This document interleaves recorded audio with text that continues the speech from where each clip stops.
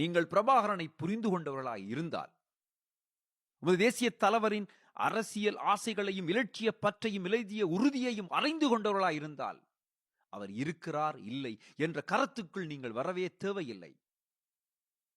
அவர் கேட்டது என்ன? இந்த தேசத்தின் சுதந்திரத்துக்கான உங்கள் உரிமையை உலக பரப்பில் தொடர்ந்து ஒலிக்கச் செய்து எமது விடுதலையை அடையுங்கள் என்றுதான் உங்களிடம் அவர் கையளித்தார். நீங்கள் என்ன செய்து கொண்டிருக்கிறீர்கள்? அவர் ஒருவேளை